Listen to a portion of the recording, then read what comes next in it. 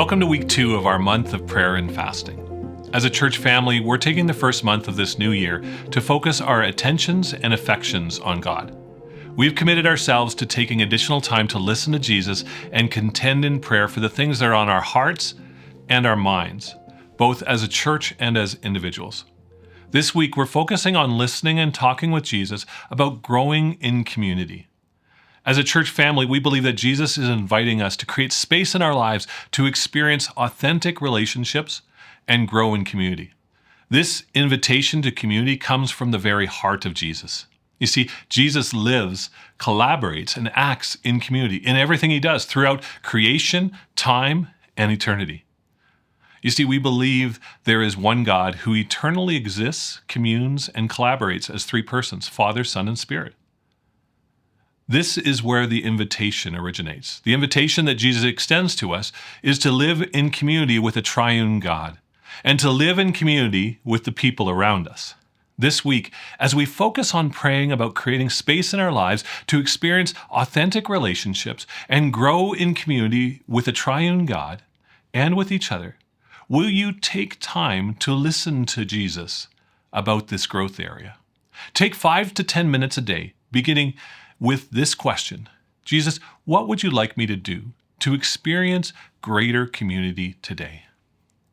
If it helps you to stay focused as you listen to Jesus, light the candle we used last week to remind yourself that the tangible reality is that Holy Spirit is present with you right now, speaking the words of Jesus to you. After you've listened to Jesus, take some time to contend for the community of Christ that we call St. Albert Alliance Church. Contend for the community that is your small group, or is the community that you serve within at the church. Contend for the community of your friends. Here are some specific things you can pray for this week. You know, when I think of the word community, my mind breaks it up into 2 parts. When I think of community, I think of a commitment to unity.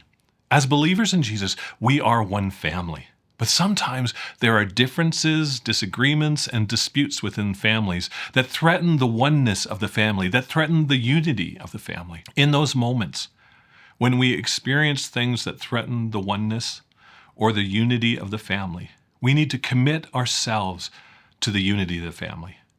Will you commit yourself in prayer to the unity of the church?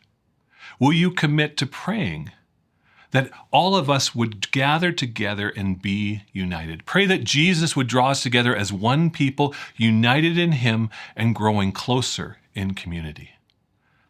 Commit to community this week. The second thing I think of when I think of the word community is the phrase common unity. As the people of God, we have a common unity. Jesus gives us a common purpose and mission to embody the good news of Jesus in the places where we live, learn, work, and play. We are to be people with a common unity around the mission of God through the making of disciples. As a church, we have a desire to see more people engage in our groups ministry than worshiping on Sunday mornings. We want to see 110% of our Sunday morning attendance engaged in groups, more people in groups than on Sunday mornings. We want to see this happen because we believe that while worshiping in rows is important, that true discipleship takes place in circles, within groups where you can talk about and process what you are learning about Jesus and how he impacts your daily life. Will you pray for our church that we will grow in our common unity around the mission of God, making disciples, that we would be witnesses of Jesus everywhere we go, that we would invite people who are spiritually hungry to come and see Jesus? Would you commit yourself in prayer to the common unity of the mission of God? After you've prayed about the commitment to unity and common unity, why not take some time to pray for your small group or the ministry in which you serve? Pray that Holy Spirit would reveal himself in your group. Pray that every time you meet, that you would together grow to be more like Jesus. Maybe as you pray, Jesus will bring to mind the name of someone who's not connected in our community. If that happens, take some time to pray for this person, that they would find acceptance and belonging and connection in the church. And then ask Jesus what you can do to partner with him and the Spirit in helping this person to get connected with the church. There's one last thing I want you to do this week. I'd like you to take a piece of string. And I'd like you to take this piece of string and tie a knot in it so it makes a circle. And then put that on your wrist. Here's what I want you to do. I'm using this piece of twine. And I'm going to wear it around this week to remind myself to pray for the common unity of the church, for the commitment to the unity around the mission of God.